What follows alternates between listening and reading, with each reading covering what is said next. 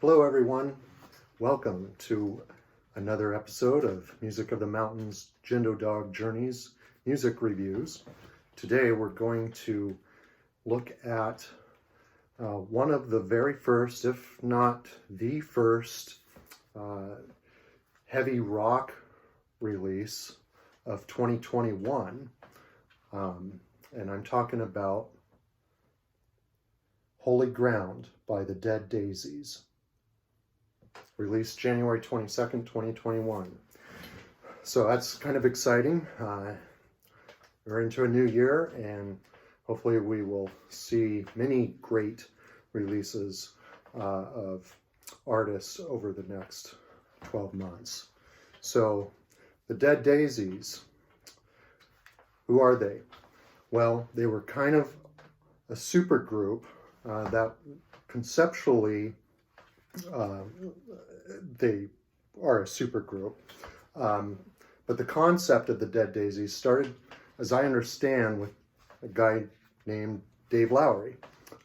He is one of the guitarists in the band, the rhythm guitarist, and he started putting together this group of various established rock stars back around 2013. So Dave Lowry his story is kind of interesting from what I've read. He appears to be a millionaire, if not a billionaire, from Australia or New Zealand, one of those two countries.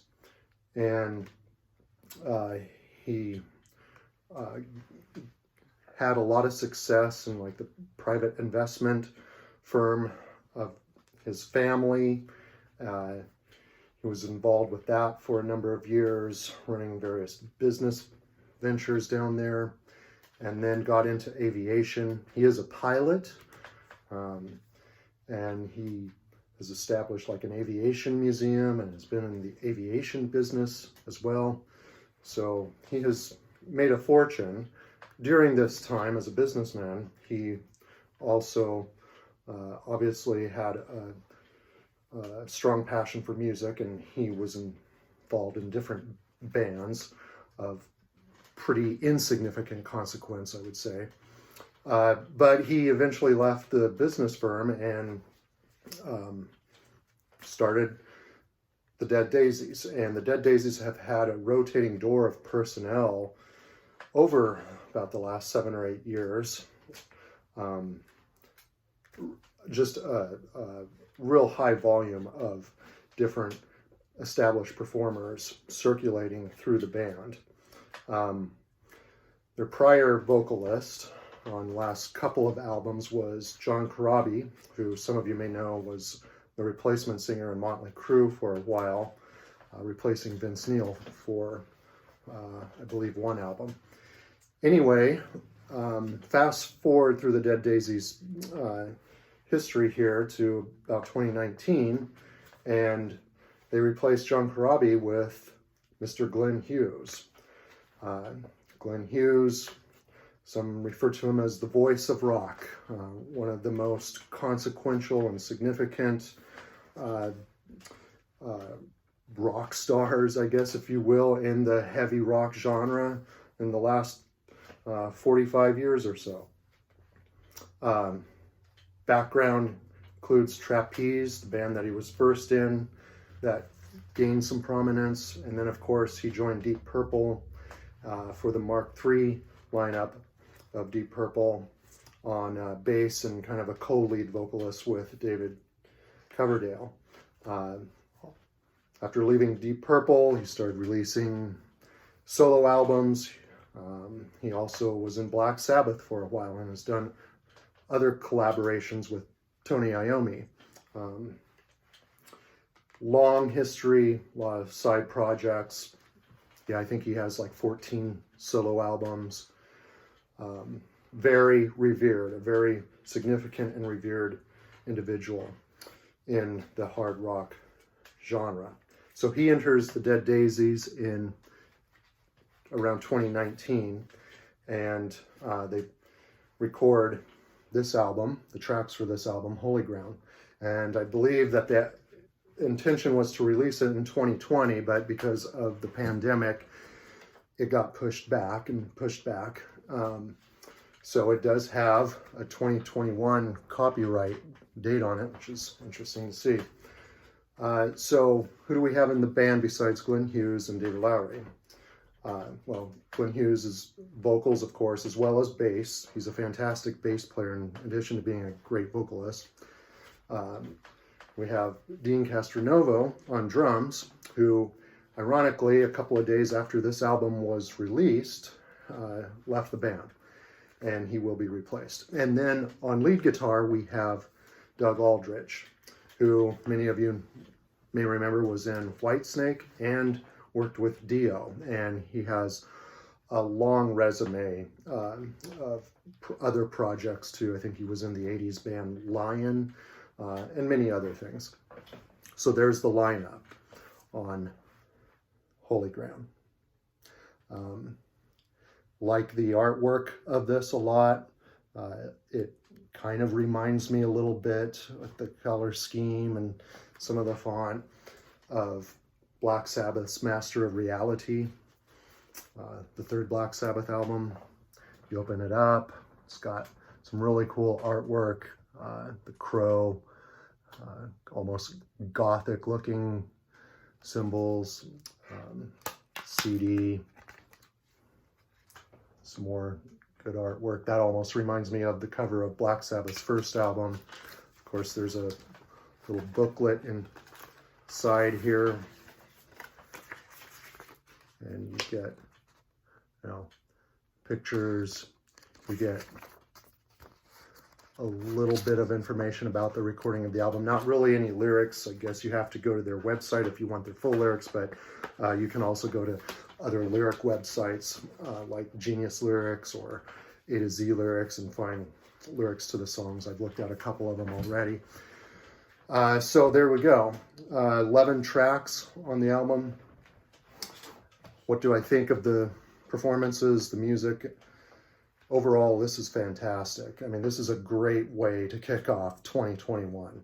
And I thought 2020 had some really good albums that were released by different artists. My favorite of 2020 was the new Blue Oyster Cult album, The Symbol Remains, that came out last October, followed by Deep Purple's Whoosh, the new Armored Saint album, Testament's new album was really strong, the new Kansas album, The Absence of Presence. So there were some good releases last year, but this starts off 2021 in a fantastic fashion. So we have the title track, Holy Ground, that kicks off the album, and immediately you hear that this is an album that is very muscular, very loud, very muscular riffs, heavy drumming, very intense. I mean, I don't think you'd call it like a thrash metal album. I don't think you'd call it a doom metal album. I guess it's kind of heavy, and it might fit into the big banner of metal, but I'm not sure what kind of subgenre you'd call it. There's some heavy grunge kind of stylings to it too, but it's amped up more and at fast tempos. So I don't know what you want to call it if you want to get that technical about a label. I just think it rocks, and it rocks in a big, bold, muscular, fantastic way. So Holy Ground is a great way to kick this off. So what do we think of Mr. Hughes' vocal performance on this? The guy's 68 years old now. He's been around a while, of course, but he sounds fantastic on this. And his voice is not fading at all. I do think what I would say I hear a lot as far as similarities to another established musician on this and vocalist, singer, would be Chris Cornell. Glenn Hughes sounds a lot like Chris Cornell in Soundgarden and Audio Slave on this. And I'm just think that's an interesting association. But as I go through these tracks, Here is his vocals. A lot of it is bringing back associations with Chris Cornell and his singing style. And I didn't hear that previously in Glenn Hughes's music so much. So that might be, in my mind, how his voice is aging, but it still sounds great. And it sounds fantastic. And he doesn't sound exactly like Chris Cornell either. He sounds like himself, just a little older, but fabulous. His voice holds up amazing. So Holy Ground kicks off the album. Then we have the song Like No Other, another fabulous track, followed by Come Alive. This has great chorus. There's a lot of great anthemic choruses throughout this album. Very catchy, very infectious. Fourth track is Bustle and Flow. Track 5 is one of my favorites on here.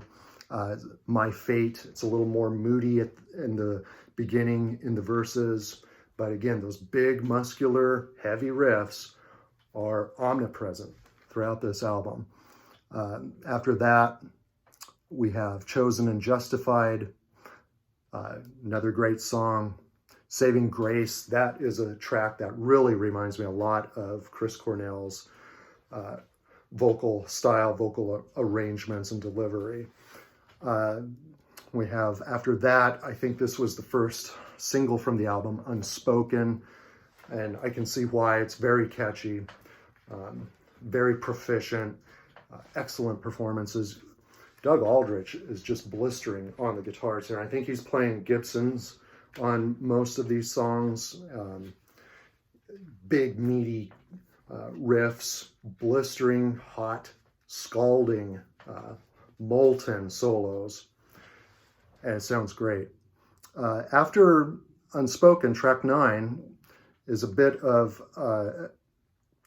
something different for the album.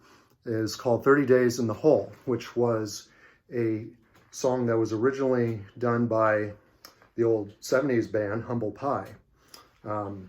If you listen to the original, it sounds, the two versions sound kind of the same, but the original doesn't have anything in terms of overall power and muscle compared to this version.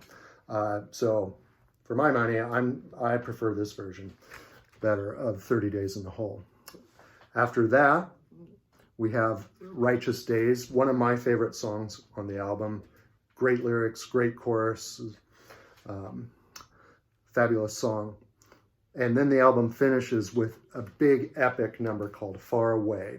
Longest track on the album at 7 minutes and 3 seconds, but has a lot of different moods in it, builds to this big crescendo, and it's a great way to end the album. So overall, the Dead Daisies, Holy Ground, kicks off 2021 in a fabulous way. If you like big muscular riffs, it's kind of grounded in a lot of the great heavy rock of the past, and you're a fan of Glenn Hughes, both his great singing style as well as his fantastic bass skills and capabilities. I don't think he gets enough credit for being as good of a bassist as he is sometimes. I think this album is something that I would highly recommend. Great way, again, to start off 2021 if you're a heavy rock fan. Let me know what you think of the Dead Daisies, and take care. We'll see you again.